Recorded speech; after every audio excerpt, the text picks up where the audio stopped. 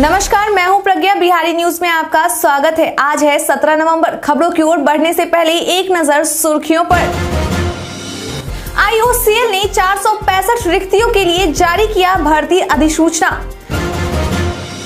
Startup के लिए बिहार में मिलेंगी सभी सुविधाएं। जिन पर संगीन अपराध का मुकदमा उन्हें नहीं मिलेगा बालूघाट। शराबबंदी कानून पर उठ रहे सवाल के बीच मद्य निषेध मंत्री ने बताया सरकार की मंशा। T20 सीरीज से पहले हार्दिक पांड्या का टीम इंडिया पर बड़ा बयान। अब चलिए बढ़ते हैं बिहार के अब तक की 25 बड़ी खबरों की ओर विस्तार से। IOCL ने 465 रिक्तियों के लिए जारी किया भर्ती अधिसूचना।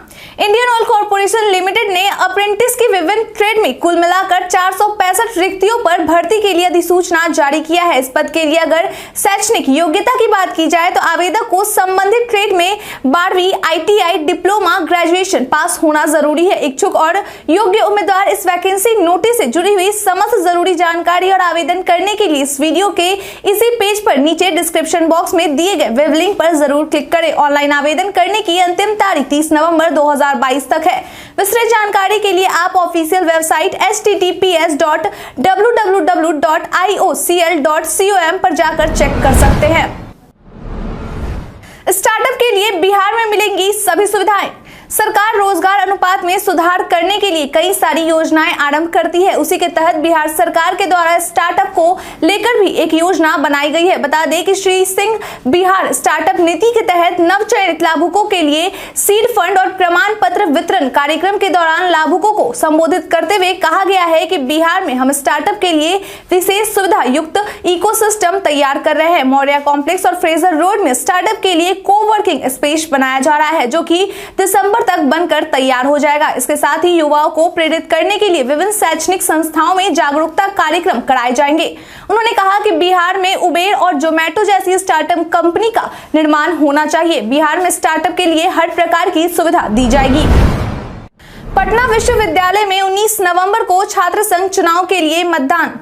पटना विश्वविद्यालय में होने वाले छात्र संघ चुनाव को लेकर महज 3 दिन बच गए हैं। बता दें कि छात्र संघ चुनाव 19 नवंबर को सुबह 8 बजे से दोपहर 2 बजे तक किया जाना है। ऐसे में विश्वविद्यालय प्रबंधन की ओर से चुनाव को लेकर पूरी तैयारियां कर ली गई है। जानकारी के लिए बता दें कि छात्र संघ चुनाव को लेकर 51 बूथ बनाए गए हैं। वहीं चुनाव में कुल 306 बैलेट बॉक्स लगाए जाएंगे। इसके साथ ही सुरक्षा को देखते हुए जिला प्रशासन से पर्याप्त संख्या में सुरक्षा कर्मियों की मांग की गई है। वहीं हर एक बूथ पर एक मजिस्ट्रेट और 4 पुलिस बल की भी मांग की गई है। इसके अलावा प्रत्येक कंस्टिट्यूएंसी के बाहर भी पर्याप्त संख्या में सुरक्षा बलों का डिमांड किया गया है। बताते चले कि सेंट्रल पैनल के 5 पदों के लिए कुल 36 उम्मीदवार हैं, जिनमें 7 उम्मीदवार अध्यक्ष पद पर, 8 उम्मीदवार उपाध्यक्ष पद पर, 9 उम्मीदवार महासचिव, 6 संयुक्त सचिव पद और 6 उम्मीदवार कोषाध्यक्ष पद के लिए खड़े हैं। बिहार में क्यों बढ़ाया गया जातिगत जनगणना का समय? बिहार में जातिगत जनगणना क्यों बढ़ाया गया है, इस सवाल पर मद्य निषेध मंत्री सुनील कुमार के द्वारा फुल स्टॉप लगा दिया गया है। उन्होंने कहा कि मुख्यमंत्री नीतीश कुमार के कई कार्यक्रमों के कारण जातिगत जनगणना में देरी कर दी गई थी, लेकिन अब जो समय निर्धारित किया गया है उसी समय पर यह जनगणना कराई जाएगी। वहीं जब उनसे केंद्रीय सड़क परिवहन और राज्य मंत्री नितिन गडकरी के बारे में पूछा गया तो उन्होंने कहा कि जो लोग बिहार के हित के लिए काम करते हैं उनकी तारीफ जरूर होनी चाहिए, चाहे वो बीजेपी का नेता हो या किसी और पार्टी का। अगर तेजस्वी यादव नितिन गडकरी की तारीफ कर रहे हैं तो यह अच्छी बात है। उत्पाद विभाग के स्पेशल अधिकारी के फ्लैट सहित 2 घरों में हुई चोरी। बिहार के भागलपुर जिले के जोसगढ़ थाना क्षेत्र स्थित एक सिविल सर्जन आवास के सामने की गली स्थित श्रीकुंज अपार्टमेंट में हुई है। बता दें कि मिली जानकारी के अनुसार इसमें से एक फ्लैट 1A उत्पाद विभाग से जुड़े एक स्पेशल अधिकारी की है, वहीं दूसरा फ्लैट 2A में शादी की तैयारियां चल रही थी। चोरों के द्वारा इन दोनों फ्लैटों में से लाखों का गहना और नगद पैसे चोरी कर लिए गए और फरार हो गए। फिलहाल मौके पर पहुंची पुलिस सीसीटीवी फुटेज की जांच की जा रही है। हालांकि अब तक सीसीटीवी में छानबीन के दौरान 2 संदिग्ध व्यक्तियों को अंदर जाते और निकलते हुए देखा गया है, जिसकी पहचान पुलिस के द्वारा की जा रही है। जानकारी के लिए बता दें कि बीते दिन ही वरीय पुलिस अधीक्षक के द्वारा ठंड को देखते हुए थाना प्रभारियों को गश्ती करने का निर्देश दिया गया था। पटना हाईकोर्ट ने अवैध अतिक्रमण को लेकर की सुनवाई। पटना हाईकोर्ट ने राज्य में जलीय क्षेत्रों में अवैध अतिक्रमण को लेकर सुनवाई की है, जिसमें उन्होंने पटना और मगध प्रमंडल के अंचल अधिकारियों को अगली सुनवाई में तलब किया है। बता दें कि राम पुनीत चौधरी की जनहित याचिका पर चीफ जस्टिस संजय करोल की खंडपीठ के द्वारा सुनवाई की गई है। कोर्ट ने इस मामले पर सख्त निर्देश देते हुए तिरहुत, दरभंगा और मुंगेर प्रमंडलों के सभी अंचल अधिकारियों को जलीय क्षेत्रों में हुए अतिक्रमण को हटाकर हलफनामा दायर करने का निर्देश दिया है। जानकारी के लिए बता दें कि याचिकाकर्ता सुरेंद्र कुमार सिंह के द्वारा कोर्ट को बताया गया कि राज्य में बड़ी संख्या में जलीय क्षेत्र थे जिनका उपयोग कृषि कार्य के लिए किया जाता था, लेकिन अब अधिकांश जलीय क्षेत्रों पर कब्जा कर लिया गया है। इससे कृषि कार्य के लिए जल की उपलब्धता कम हुई है और साथ ही वर्षा के जल को भी रोकने का मार्ग खत्म हो गया है। वहीं इस मामले को लेकर अब अगली सुनवाई 4 सप्ताह बाद की जाएगी।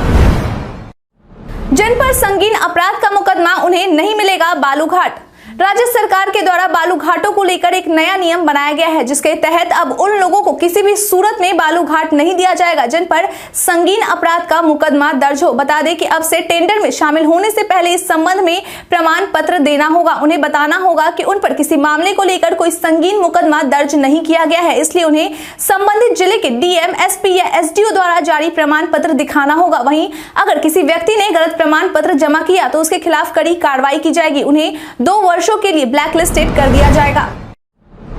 10,000 पुलिस कर्मियों को नियुक्ति पत्र सौंपने के बाद बोले सीएम नीतीश। सीएम नीतीश कुमार ने गांधी मैदान में आयोजित कार्यक्रम में 10,000 पुलिस कर्मियों को नियुक्ति पत्र सौंपने के बाद सभी को संबोधित करते हुए कहा कि बिहार में प्रति 1 लाख आबादी पर 160 से 170 पुलिस कर्मी होंगे। इसके लिए सरकार को जल्दी ही प्रस्ताव भेजे जाएंगे। बिहार में कानून का राज स्थापित है और इसे आगे भी इसी तरह कायम रखना है। इसके साथ ही उन्होंने अधिकारियों से गश्ती की व्यवस्था को और भी दुरुस्त करने को कहा है। अगर जरूरत पड़ी तो हर थाना को तीसरी गाड़ी भी गश्ती के लिए उपलब्ध करवा दिए जाएंगे। इसके साथ ही हर थाना पर महिला पुलिसकर्मी का होना जरूरी है। इसके साथ ही नीतीश कुमार के द्वारा लोगों को संबोधित करते हुए यह घोषणा भी की गई कि शीघ्र ही 44,000 स्वीकृत पदों पर पुलिस बल की नियुक्ति की जाएगी। शराबबंदी कानून पर उठ रहे सवाल के बीच मद्य निषेध मंत्री ने बताया सरकार की मंशा। बिहार में शराबबंदी होने के बाद से विपक्ष के द्वारा शराबबंदी कानून में संशोधन किए जाने और हटाने की मांग की जा रही है। इन्हीं सवालों का जवाब देते हुए जदयू के जनसुनवाई कार्यक्रम में पहुंचे मद्य निषेध मंत्री सुनील कुमार ने यह साफ कह दिया है कि बिहार से शराबबंदी को नहीं हटाया जाएगा और न ही इसमें कोई संशोधन किया जाएगा, बल्कि बिहार में शराबबंदी को सख्ती से लागू किया जाएगा। वहीं जब जरूरत होगी तो शराबबंदी में संशोधन करने की उस समय इसमें संशोधन किया जाएगा। अभी हाल में ही इसमें संशोधन किया गया है और सबकी सहमति मिलने के बाद ही बिहार में शराबबंदी लागू है। इसलिए सरकार की ऐसी कोई मंशा नहीं है कि बिहार से शराबबंदी कानून को हटा दिया जाए। आपकी जानकारी के लिए बता दें कि जदयू के संसदीय बोर्ड के राष्ट्रीय अध्यक्ष उपेंद्र कुशवाहा, पूर्व मुख्यमंत्री जीतन राम मांझी ने भी शराबबंदी में संशोधन करने की मांग की थी। डीएलएड की 30,700 सीटों पर नामांकन अब 18 से। डीएलएड संयुक्त प्रवेश परीक्षा 2022 के आधार पर बिहार बोर्ड की ओर से एक बार फिर नामांकन तिथि में बदलाव कर दिया गया है। बता दें कि नामांकन तिथि में बदलाव किए जाने के बाद पहली मेधा सूची के अनुसार नामांकन 18 से 23 नवंबर को की जाएगी, जिसमें छात्र स्लाइड अप की प्रक्रिया के लिए ऑनलाइन आवेदन कर सकते हैं। वहीं नामांकन की पहली मेधा सूची 9 नवंबर को जारी की जानी थी, जिसे बदलकर 14 नवंबर की गई थी, जिसके बाद एक बार फिर तिथि में बदलाव कर 17 नवंबर कर दी गई है। वहीं इसकी दूसरी मेधा सूची 26 नवंबर को जारी की जाएगी, जिसके तहत छात्र 27 से 28 नवंबर तक नामांकन ले सकते हैं। इसके बाद बोर्ड की ओर से तीसरी सूची 29 नवंबर को जारी की जाएगी, जिसके तहत 30 नवंबर से 1 दिसंबर तक छात्र नामांकन ले सकते हैं।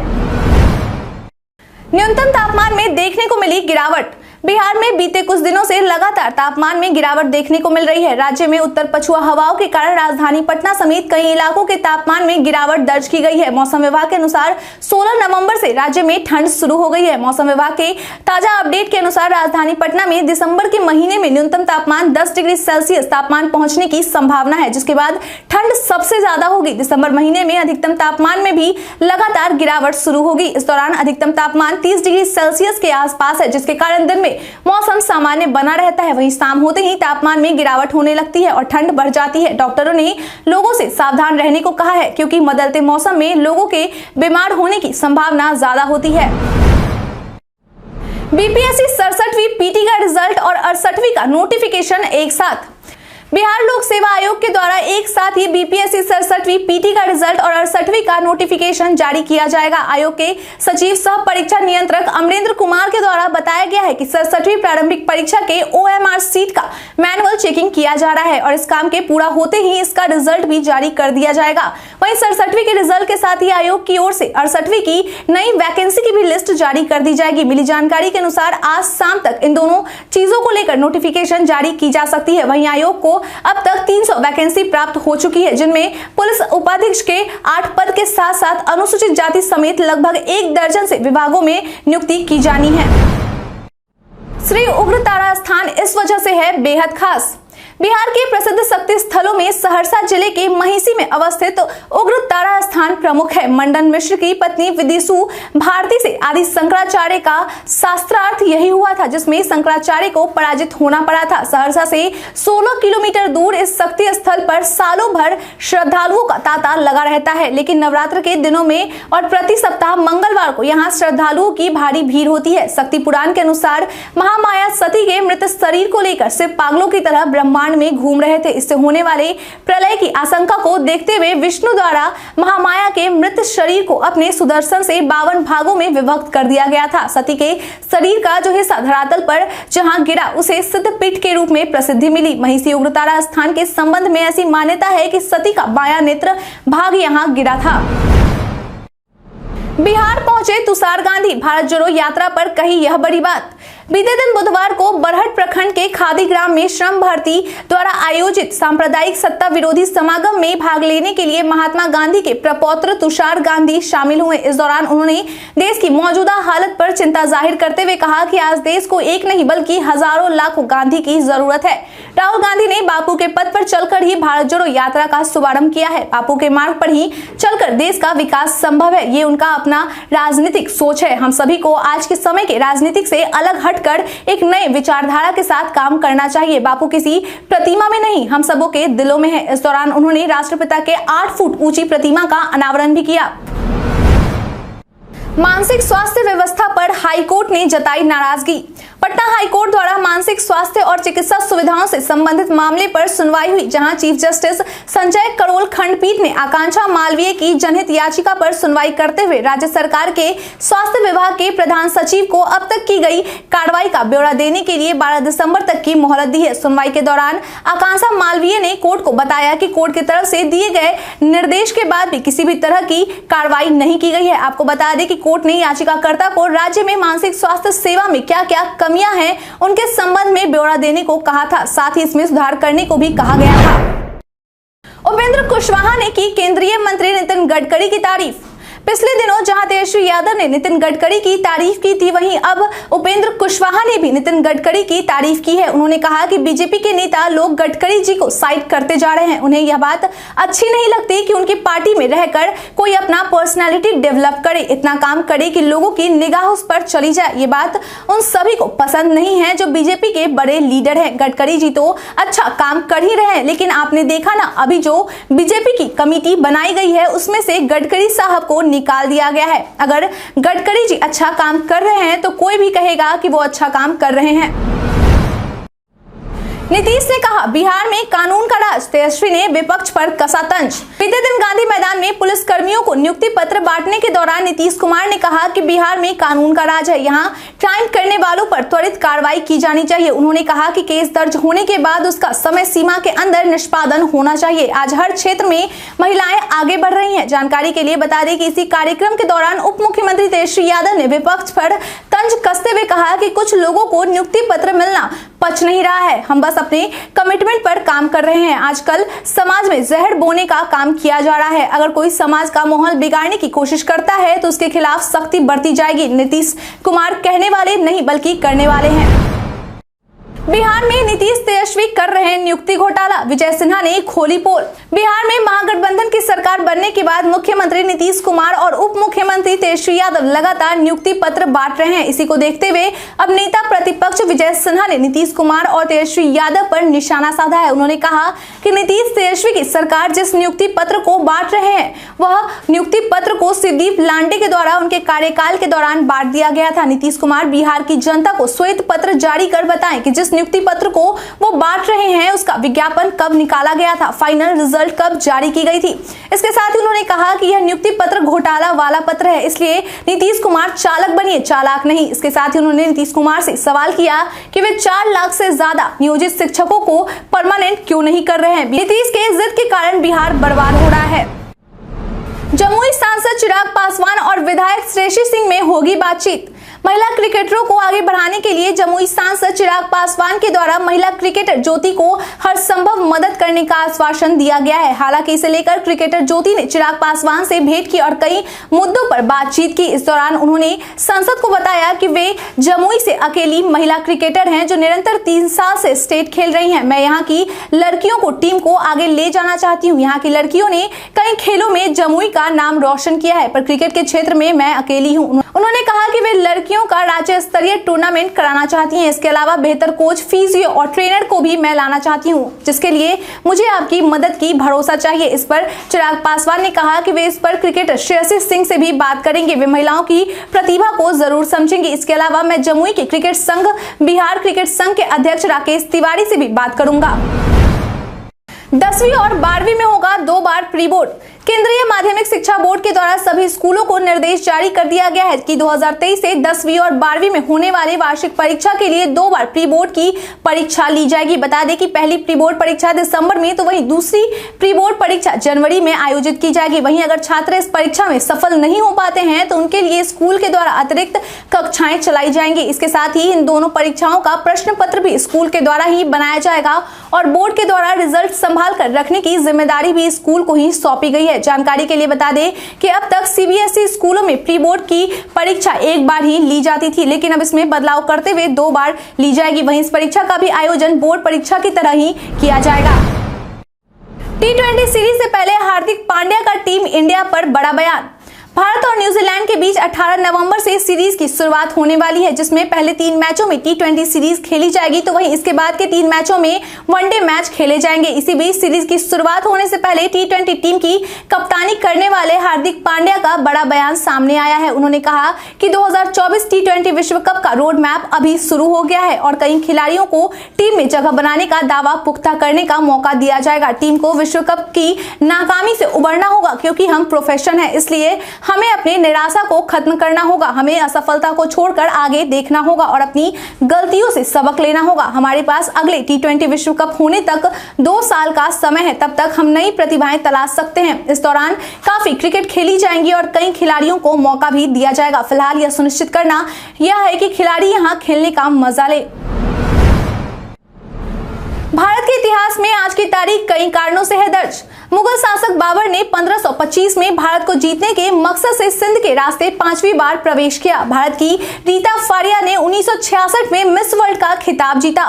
मिस वर्ल्ड बनने वाली वह पहली एशियाई महिला थी। 10 साल के निर्माण कार्य के बाद 1859 में सुएज नहर को यातायात के लिए खोल दिया गया। यह नहर यूरोप का एशिया से जोड़ता है। रामेश्वर ठाकुर 2004 में उड़ीसा के राज्यपाल बने। 10 साल के निर्माण कार्य के बाद 1859 में सुएज नहर को यातायात के लिए खोल दिया गया। यह नहर यूरोप को एशिया से जोड़ता है। प्रसिद्ध भारतीय राजनीतिज्ञ श्रीमती सरोजनी नायडू की पुत्री पद्मजा नायडू का जन्म 1900 में हुआ। स्वतंत्रता सेनानी लाला लाजपत राय का निधन 1928 में हुआ। भारतीय राजनेता और शिवसेना के संस्थापक बाला साहेब ठाकरे का निधन 2012 में हुआ। भारतीय सैन्य अधिकारी तथा असम, जम्मू कश्मीर और अरुणाचल प्रदेश के राज्यपाल श्रीनिवास कुमार सिन्हा का निधन 2016 में हुआ। आज का दिन ही विश्व छात्र दिवस के रूप में मनाया जाता है। वायरस वायरल खबर में आज बात होगी आगामी शीतकालीन सत्र में पेश होने वाले एक खास विधेयक के बारे में। सोशल मीडिया पर कई तरह की सूचनाएं वायरल होती है, लेकिन सभी सच हो ये जरूरी नहीं है। इस कड़ी में आज हम बात करेंगे आगामी शीतकालीन सत्र में पेश होने वाली एक खास विधेयक के बारे में। दरअसल पीआईबी ने अपने एक ट्वीट में लिखा है कि कुछ मीडिया रिपोर्टों में दावा किया गया है कि संसद के आगामी शीतकालीन सत्र में एक विधेयक पेश किया जाएगा, जिसके द्वारा खुफिया ब्यूरो प्राथमिकी दर्ज करने, मामले की जांच करने और लोगों को पूछताछ करने के लिए तलब करने में सक्षम हो सकता है। पीआईबी ने अपने ट्वीट में आगे लिखा है कि यह क्लेम फेक है, ऐसा कोई प्रस्ताव नहीं है। माइक्रो ब्लॉगिंग प्लेटफॉर्म ट्विटर के और भी हैं विकल्प जो देंगे ट्विटर को कड़ी टक्कर। यदि आप भी उन लोगों में हैं जो ट्विटर के विकल्प की तलाश कर रहे हैं तो यह खबर आपके लिए है। बता दें कि कू माइक्रो ब्लॉगिंग स्वदेशी ऐप ट्विटर का अच्छा विकल्प साबित हो सकता है। जानकारी के लिए बता दें कि यह भी ट्विटर की तरह ही opinion sharing micro blogging platform है। ये मूल भाषा में राय या विचार साझा करने की सुविधा देते हैं। कू ने हाल ही में 5 करोड़ डाउनलोड हासिल कर दुनिया में उपलब्ध दूसरा सबसे बड़ा माइक्रो ब्लॉग बन गया है। फिलहाल यह ऐप भी 10 भाषाओं में मौजूद है, जिसका उपयोग 100 से अधिक देशों के लोगों के द्वारा किया जा रहा है। यहाँ पर आपको वो अधिकांश सुविधा मिल जाएंगी जो ट्विटर पर मिलती रही है। इस मंच पर आप तस्वीरें शेयर कर सकते हैं, अपना ओपिनियन दे सकते हैं, यहाँ तक कि कू पर 10 प्रोफाइल फोटो अपलोड करने तक की सुविधा दी गई है। कू की तरह ही कई अन्य ऐप भी है जिन्हें ट्विटर के विकल्प के रूप में इस्तेमाल किया जा सकता है, जिनमें मस्टोडन, टम्बलर, काउंटर सोशल, को-होस्ट शामिल है। बिहार आंगनबाड़ी लाभार्थी योजना के लिए ऐसे करे आवेदन।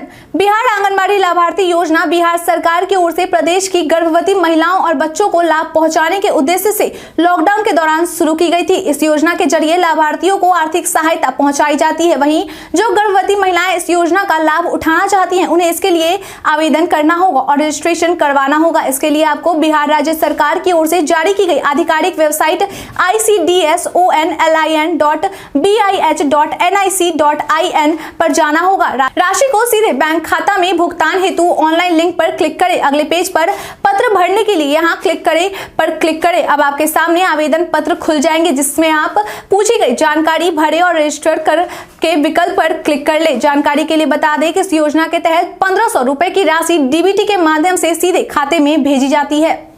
बीते दिन हमारे द्वारा पूछे गए सवाल का आप लोगों में से बहुत लोगों ने अपना जवाब हमें हमारे कमेंट सेक्शन बॉक्स में लिख कर दिया था। जिन्होंने हमारे द्वारा पूछे गए सवाल का जवाब दिया है उनके नाम है रंजीत मिश्रा, कुश कुमार यादव, नवीन कुमार, बाबूलाल मरांडी, धनंजय यादव, मृत्युंजय कुमार, अजय भारती, रविशंकर, उमेश ऋषिदेव, श्वेता स्वरूप, शंकर मुखिया, प्रहलाद कुमार, मधुलता, रजनीश रंजन, मनोज कुमार। इसके साथ ही बढ़ते हैं आज के सवाल की ओर। आज का सवाल है, आपके अनुसार आंगनबाड़ी योजना का लाभ लोगों को मिल पा रहा है या नहीं?